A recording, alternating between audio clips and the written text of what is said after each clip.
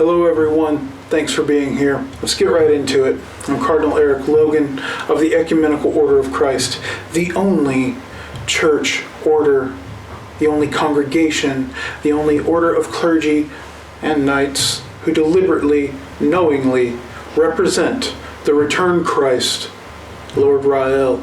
He's been here for several years carrying out his duties as delegated by our Father in heaven, chastising nations, judging nations, and teaching as much as he can. Among his teachings and his private instruction, he's indicated that much of what we see in the world, in fact everything we see in the world on a global scale or on a national scale, is deliberate, it is engineered, it is orchestrated by heaven.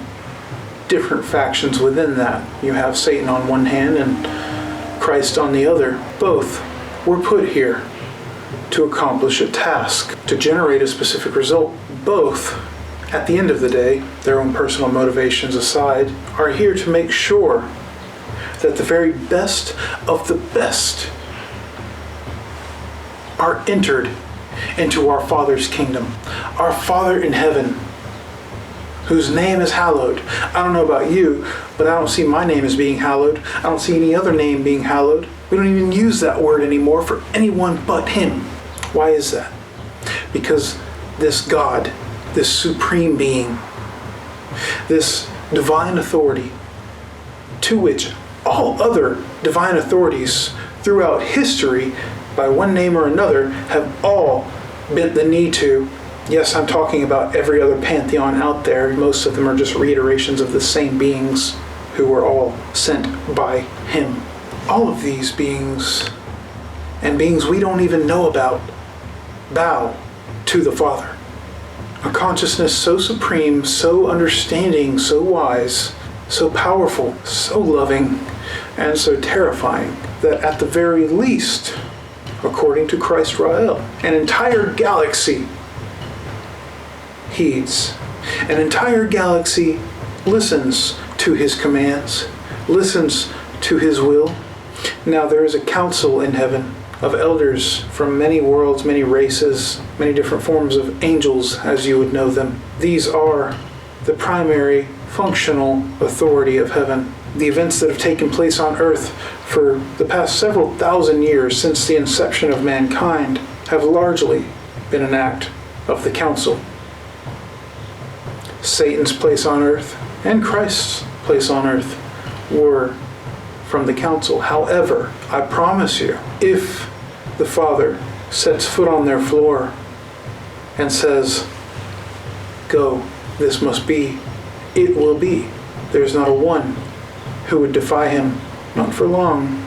I've spoken about the Godhead of the entire universe at times. Some believe it to exist, some don't. There is a divine authority. And I've said that I don't know if Anu or our Father in heaven, Yod-He, Vod-He, I don't know if that is that Godhead. But this entire galaxy has been brought into unison by him.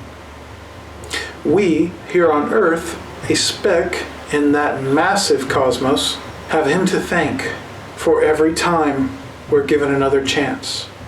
Thanks to a few recent studies being published, there's much greater question of the validity of our perception of the universe.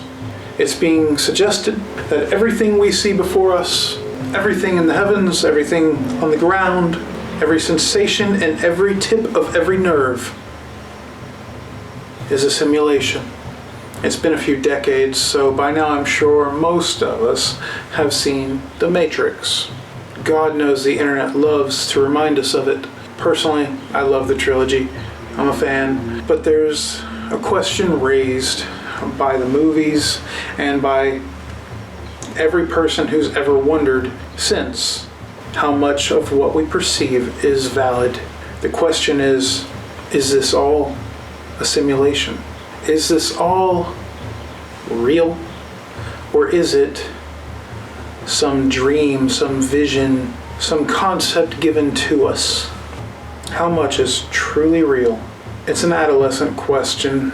Most of us reach that point in our lives around adolescence, maybe a bit later for some, where we question all that we know, all that what is, and we wonder the implications that it could be false, or that it could be real, that there really is no safety net. I call this an adolescent question because there is something much more important to consider at the root of this.